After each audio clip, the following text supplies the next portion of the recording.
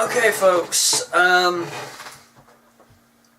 although this is issue 74 of Night Watch, this is in no way an indication if the series is indeed back permanently, although what I'm looking at via the LA Times is that the Weinstein Company have signed Brad Copeland to write a draft script. Now, anybody who knows anything about the Knight Rider movie project, it's been in developmental hell since 2001 when David Hasselhoff originally pitched the idea to Revolution Studios about the idea, and this was the synopsis, and if I'm in any way, shape or form wrong, comment section below, correct me, and I can amend this at some given stage in the future. But the original concept was Michael Knight was to get poisoned, they'd cryogenically freeze him until they could find a way to cure him in the future. He wakes up in the future,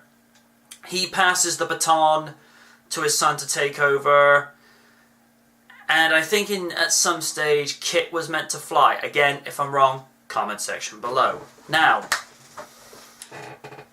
considering all the different ideas that the project has gone from, I mean, it went from Revolution Studios, and Revolution Studios, to my knowledge, went out of business a few years after this happened, and the movie went to the Weinstein Company, and from my understanding, they wanted to try and make it like a reimagined version of the pilot, which was Night of the Phoenix, which was originally broadcast, you know this so well, September 26, 1982, at 9 p.m, only on NBC.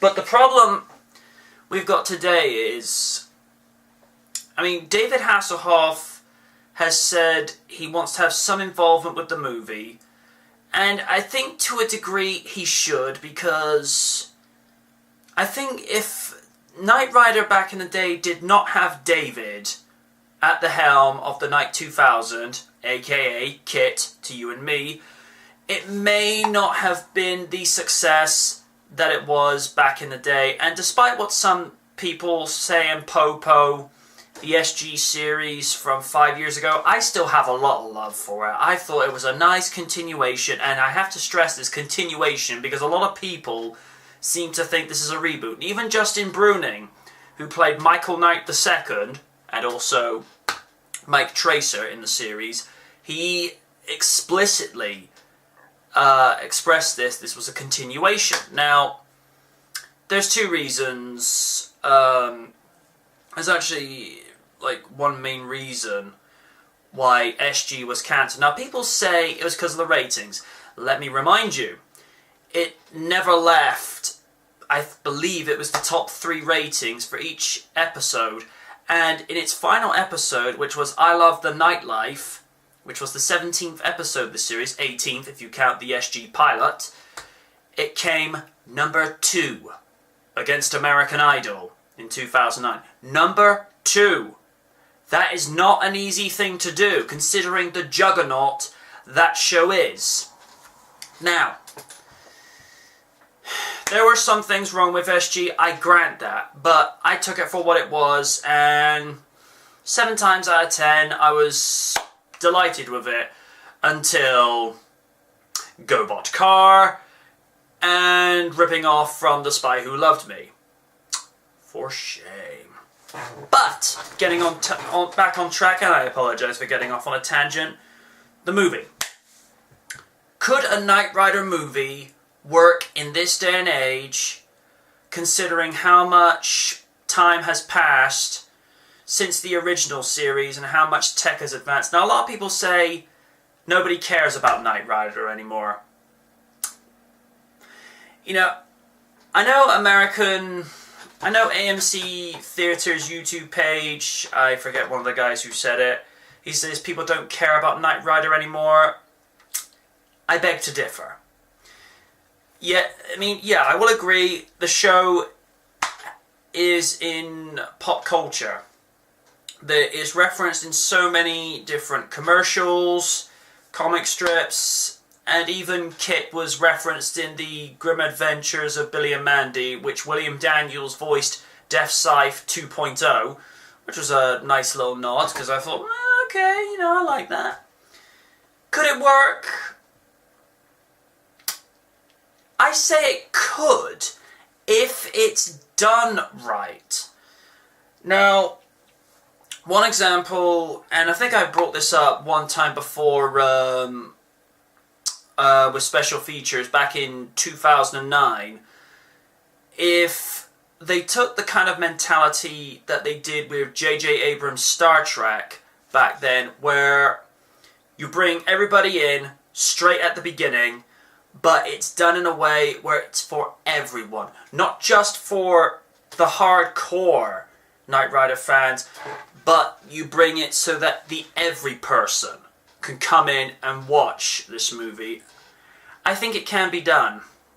Now, considering Brad Copeland has written the 2007 comedy smash that was The Wild Hogs, which I personally enjoyed. I thought it was a good movie with some car action.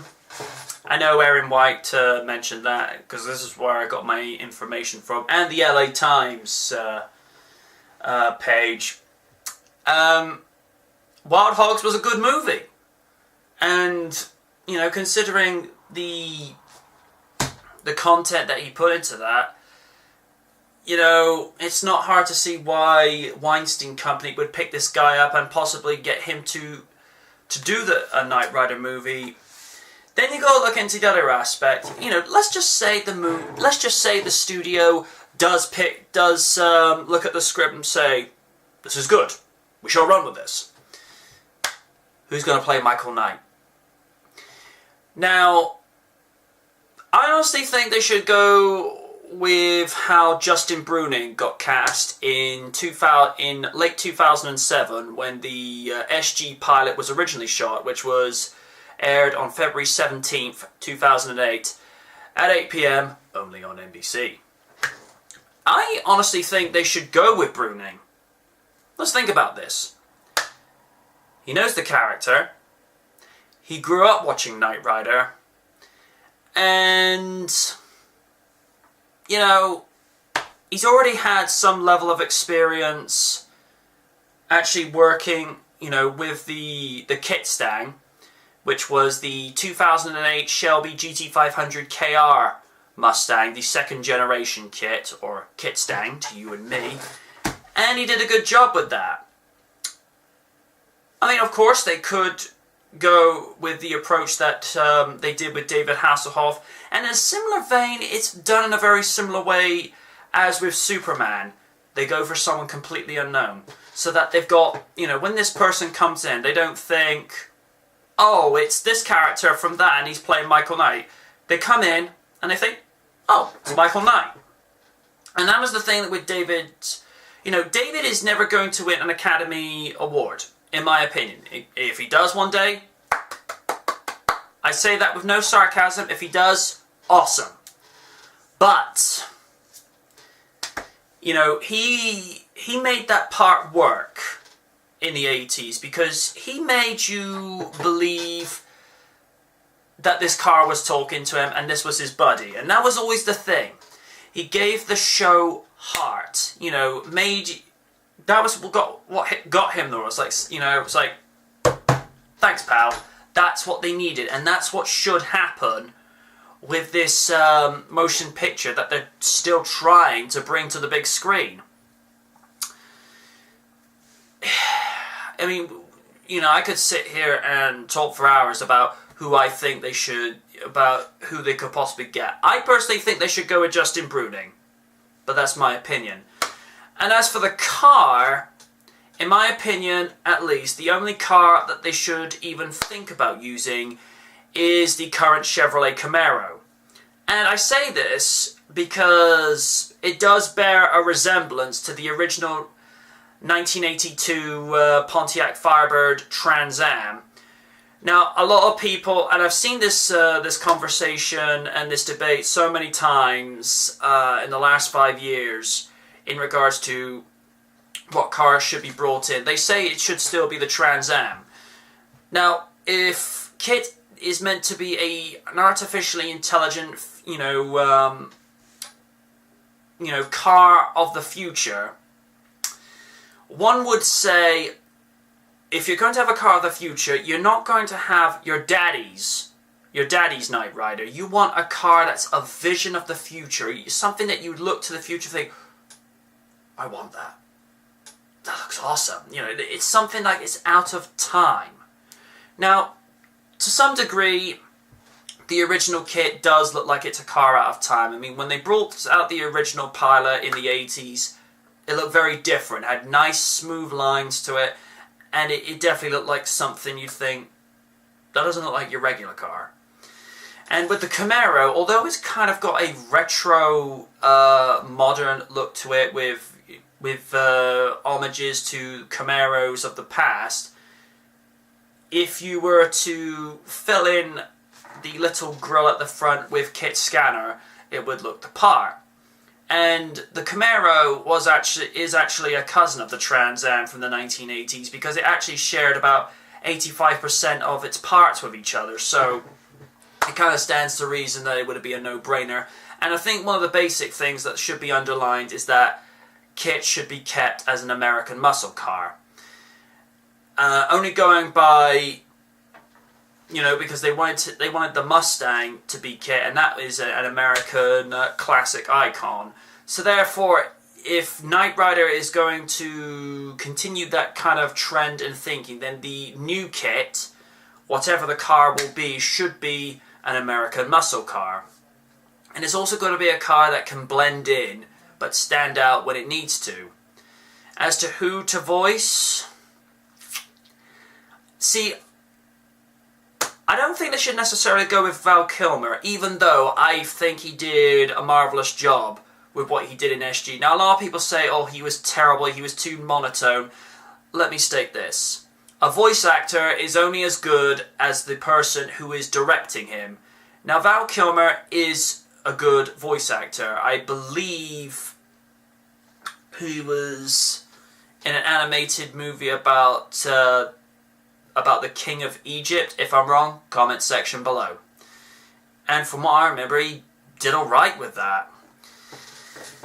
And look at, in terms of voice acting, look at how Andrea Romano voice directs Kevin Conroy as Batman in most of the direct-to-DVD movies and the legendary Batman the Animated Series, which I might add is celebrating its 21st anniversary this year. Bravo. In all honesty, I think they should get a voice that does bear a resemblance to William Daniels, because he made that car's personality stand out, but via the same token, they should get a voice that's maybe not as nasal. Now, one idea I had suggested back in the day was they get Chris Barry, who achieved such fame in British sitcoms such as Red Dwarf and The British Empire. And when you hear the audio episodes he's done of Red Dwarf, he imitates Craig Charles's Lister surprisingly well, along with the voice of Crichton. And he's a very versatile actor, and considering he's also been in the 2 Lara Croft Tomb Raider movies as Lara's butler Hilary, he does provide a lot of good comic wit as and where it is applicable.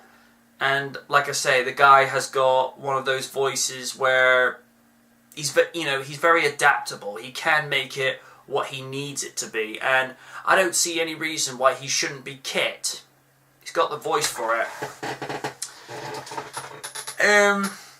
And they said they're going to be using the Fast and the Furious, only going by what I saw off of Clever Movies. Considering Fast and the Furious has pretty much set the bar for how a lot of car movies are done these days, and considering they're into their 6th movie is a good reason for their longevity, or longativity, if you wish to be technical. It's not. It doesn't. It's not again. It's. Bleh, I'll try that again. It stands to reason why they would take that approach, but considering a lot of people want realism, how would you do Knight Rider in a realistic setting today? I mean, that is one of the biggest challenges, because a lot of people don't want. It's like, oh, but this looks too unrealistic. I don't want to watch this, and I don't know.